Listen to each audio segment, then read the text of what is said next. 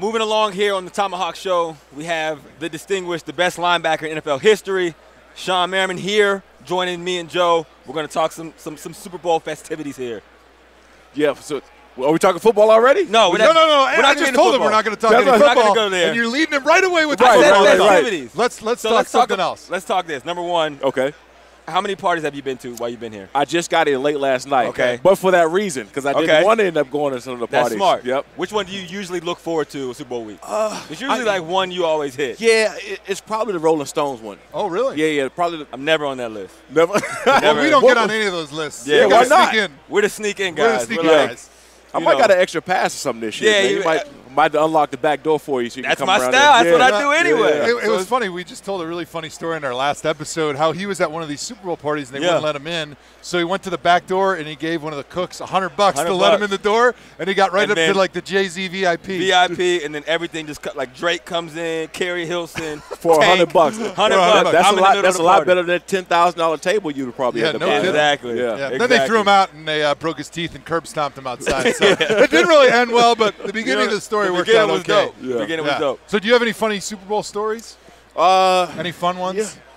Probably my rookie year when I was just like a deer in headlights. I came here and I'm looking around and you're looking and people are taking pictures and the cameras and the red carpet and stuff like that. Just remember hanging out, I think, with like Lil Jon and some of these guys, and just like, holy cow. I mean, back it was like one party Lil Jon, and the next night was like Diddy. It was like back to back every night. And by the time the game come, I didn't watch the game. I slept all Sunday. I mean, I was beat. And people were asking me like, what did I think about the game? I said, I don't know. I didn't watch. I was so hungover, I couldn't even open my eyes. That's hilarious. Now, you made a living rushing the quarterback. Joe made your living protecting the quarterback.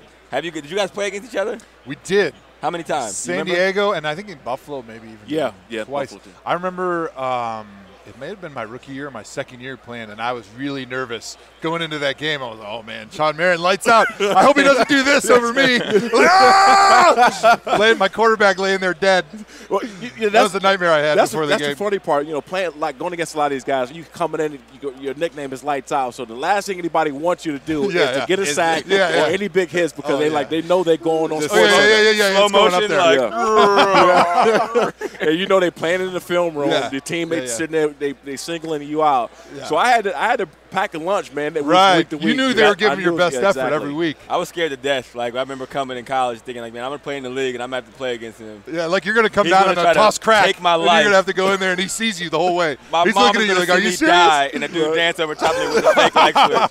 That's how I'm going out. Well, I had a mom pissed off at me really. Like was Frank Gore. Oh, really? So I think it was 2006. I popped Frank Gore, and over the Pro Bowl, I felt someone like push me in the back out the door. So I turned around, and I'm like, this lady there. She said, don't you ever hit my son like that. And it was like his mom is on it, something like that. It pushed me and told me don't ever hit Frank Gore like that. And I just burst out in tears, man. That's great. Hilarious. That's great. That's what's cool about the Pro Bowl is you're mingling with all these other guys that are at the top of their game and their families. And you realize like how everybody's just normal people like everyone else. Yeah, that's funny. And then you get somebody's mom pushing you, knocking you over right into the pool. Well, what we do in this show, we like to do NFL stories. So me and Joe usually go back and forth about stories we had in locker rooms or against playing other players or whatever that looks like. You got any good stories for us? Yeah, you know what? We had a team full of characters, right? We had some guys who were married, who didn't go out and didn't do anything. Right. We had some guys who wasn't married, like myself, and just out or whatever. Just partying. Just having fun. Your early 20s. And I remember, when we coming in the morning and we were staying to watch film and, we lift on that Monday. I get in there, and the defense, we lift second, and the offense lifts first. So we get in there, and our center, Nick Hardwick, was doing squats butt naked, right? I'll never – Party foul. Yeah, I'll never forget this day. Fine. But I think he still had on his shoes or his cleats. So I would never forget that story ever. It was like 8 o'clock in the morning, and you're like, what is wrong with this dude? It was like, man, he was out of control. But it was one of the funniest things I think I've ever seen. Did you guys did anyone ask him why? Butt naked squats. It was butt naked squats. It's self-explanatory. 2006. I don't know. You would say LT. I just seen LT walking in there. Had some pretty good stories with him too. Oh. He L actually told me that if I got 4 or 5 sacks in one game, which I would, had I think 3 in the first or second quarter against Oakland, that he would run on the field in the middle of the game and dance in center field. Right, so I have 3 sacks. I think it's somewhere in the second quarter. So it looked like I'm getting 5 for sure. Yeah. I turn over and L's halfway on the field during the game, spinning around and dancing.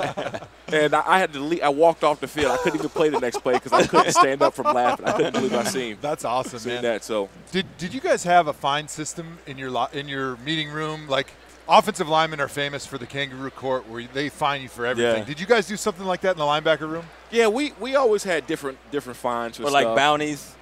No. Tell us about those bounties you had. Yeah. Speaking of the microphone over here. Yeah, we're not going to say that one. You got a nickname like Lights Out and Bounty? Okay, I'm done. Makes perfect sense. Did you have any funny ones or anything like that? Yeah, what fines? Yeah.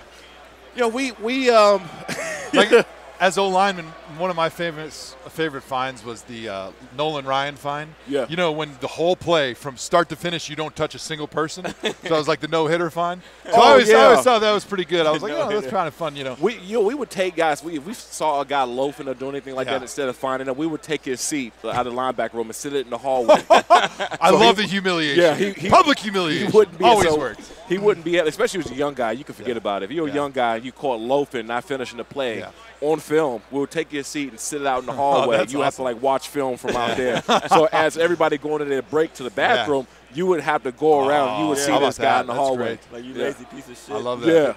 Yeah. That's great. So why don't you tell me a little bit about Lights Out Apparel? Yeah, so Lights Out Apparel is sold at Tilly's. Actually, I just walked past. I'm going to go check it out. See if I can get We're sending our runner over there after this. right now. Do we get a discount? Yeah. Just drop your name. Yep, that's We're it. golden. Get a little promo code going. So we have athletic gear, T-shirts, hats, and hoodies, and those things in all the Tilly's and lightsoutbrand.com, doing extremely well. So for me, man, it was about just branding, right? Yeah. And we're over almost 300 stores in the country. Oh wow. So that's awesome. day-to-day type of thing. Yeah. We're going across. I have a NASCAR team on the K&N series. Oh, awesome. When did you first get the nickname Lights Out? 13 years old. I was really? Wow. 13 years old in high school. Must have been I knocked out 4 guys in one game. wow. In one game. In one game, and a group of kids, students, came running up to me after the game and said, you knocked those guys' lights out, and just cool like it was supposed to happen. I was like, yeah, call me Lights Out, and that name stuck with me all the way through high school, college, and the pros. Yeah, wow. Did we ever check in those guys? Are they? Are they doing? Those are the guys in the concussion lawsuit right now. Dude, I mean, they're millionaires. Yeah, exactly. They're very rich. I swear, I was back home. It's probably about a year ago. Some kid walks up to me, or some guy named grown now, and he said, "Man, you don't remember me?" And I said, "No." He said, "I was the guy that gets to high school in Friendly, the one you knocked out." I said, "Oh." Like, wait a minute. You remember me now? I remember you. Right. Oh, man. That's awesome. Funny. Well, Shawne, thanks for coming and joining us, man. Lights Out Apparel. We're going to check it out. Go get it at Tilly's in 300 stores. Yeah. 300 stores. The best linebacker. Lightsoutbrand.com, too. Lightsoutbrand.com. Check it out. Shout out to my man, Shawne.